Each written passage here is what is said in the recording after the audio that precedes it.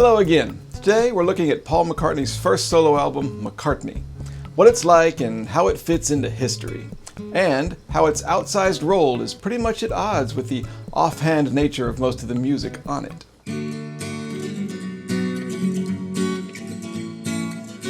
This is the first appearance of Paul in this series because I'm listening to all the Beatles solo music in chronological order, and John and George and Ringo have already released stuff.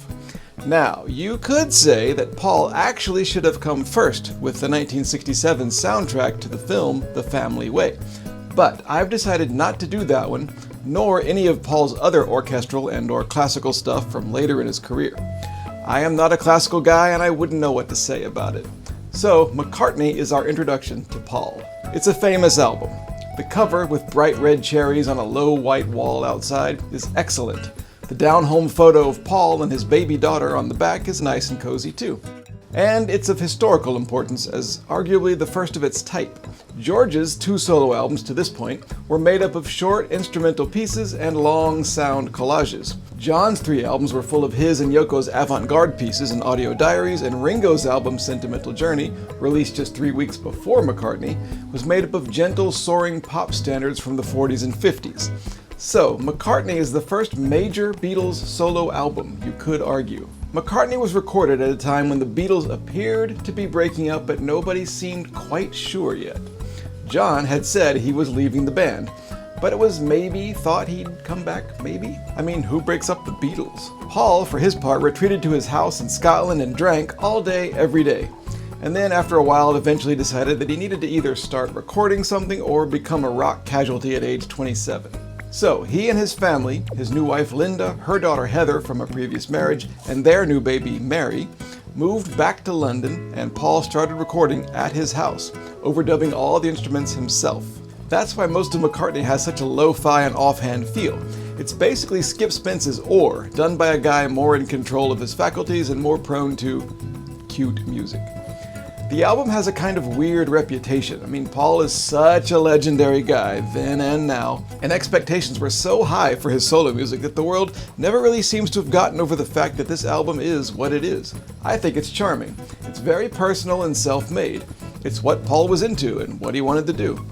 There are no big statements on the album like there are on John's Plastic Ono Band, and there's no sense of importance like George's All Things Must Pass. And there's not even a sense of dedication to the arrangements and the craft like on Ringo's album. Instead, McCartney is pretty daring in its own way. This is Paul just being an eager craftsman. He follows his muse, takes a big thudding step away from the polished perfection of latter-day Beatles recordings. These are the sounds in his mind. He plays the drums, guitar, bass, piano, everything, overdubbed onto themselves. Basically, the music on the McCartney album isn't supposed to compete with the Beatles, not the group nor the three other individuals. It's largely driven by acoustic guitar and has a cheerful, pastoral, alone in the basement, late at night kind of feel. And it is, of course, musically more than capable. I mean, it is Paul McCartney. Actually, the most famous track is pretty atypical for the album. Maybe I'm Amazed. More cohesive and fleshed out, it's one of the best songs of any era by any of the ex-Beatles. And I'd say it's true that if the entire McCartney album had been given the same level of attention and production, it might have had a better reputation right out of the gate, and thus through the decades since. But then it wouldn't really be McCartney, would it? So I'm a fan of this album. It's unique and clever and approachable. If a listener was expecting something else, that's not Paul's problem. Now, the release of McCartney was especially fraught. You might say the hoopla around the album balanced out the gentle, appealing vibe in its grooves. First of all, behind the scenes, it was promised to Paul by people at Apple that it would be released in April 1970, but then the other three Beatles officially asked Paul to delay the release of the album so it wouldn't compete with Let It Be, and even with Ringo's album.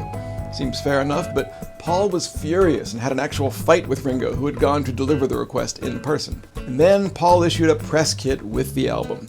To avoid the grind of giving interviews, he included a questions and answers sheet, what's come to be known as his self-interview.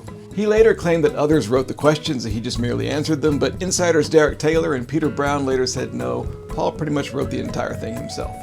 The interview is mostly about the McCartney album, like how it was recorded and what the songwriting process had been like and what Linda's role had been.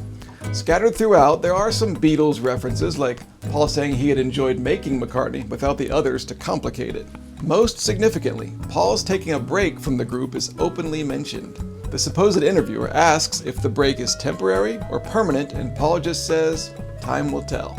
But he does say that he can't imagine ever writing songs with John Lennon again.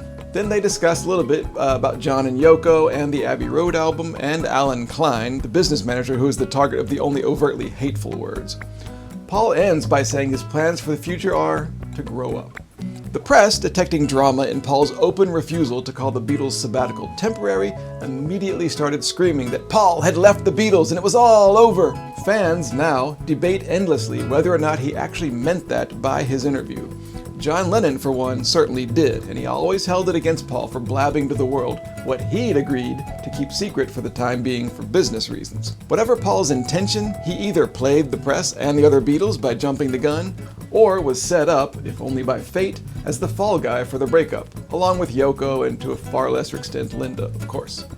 Either way, this album, as a result, got even more attention than it would have, and it was a hit even as it enraged entitled music critics.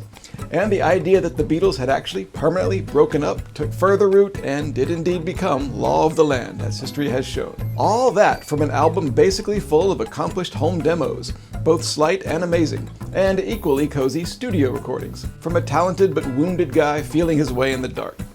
More so than any other Beatles solo work to that point, McCartney was the real start of the Fab Four solo era, for better or for worse. And boy, 1970 was not yet finished with notable Beatles solo projects. This was only April.